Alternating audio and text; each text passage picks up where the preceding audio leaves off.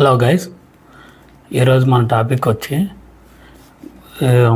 ప్రశ్నారావుని జడస్రావుని arrest చేశారు కదా, దాని గురించి తర్వాత కొంతమంది హిందూ వాళ్ళను కూడా ఎందుకు అరెస్ట్ చేయట్లేదని మెయిన్గా ఈ రెండింటి మీద మనం టాపిక్ మాట్లాడుకోబోతున్నాం. కానీ ఇందులో కొన్ని డిఫరెన్సెస్ ఉన్నాయి. నా అభిప్రాయాన్ని క్లుప్తంగా అలాగే నీట్గా చెబుతాను.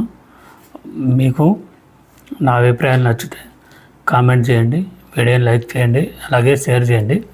ఇంకా ఆలస్యం చేయకుండా టాపిక్ మొదలు పెడతాం. కొందరు దళిత నాయకులు మరియు క్రైస్తవ మిత్రులకి ఉన్న సందేహం ఏంటంటే, ప్రశ్నారావాన్ని జడశ్రవాన్ని తిట్టారనే వాళ్ళ మీద కేసులు అరెస్టులు చేశారు.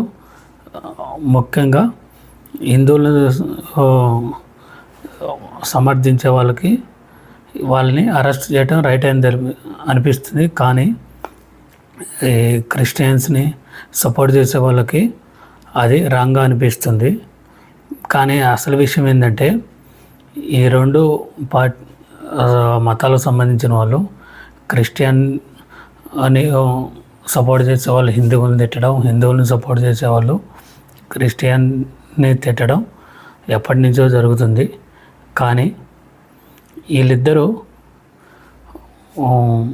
మెయిన్గా ఇతర పార్టీకి సపోర్ట్ చేయటం కోసం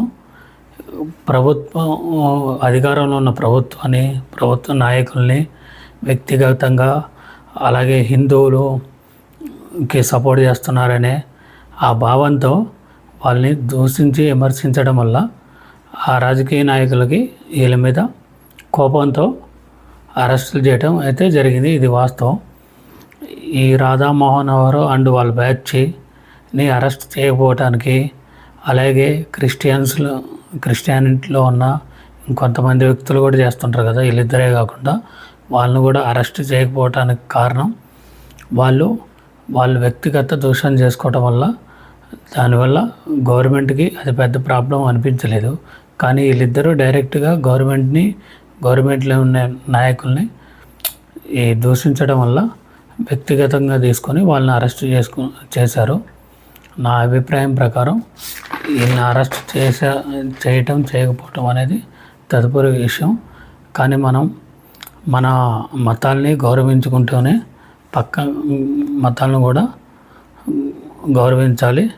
ఎవరు కూడా వ్యక్తిగత దూషణలకి పోవద్దు. జై హింద్.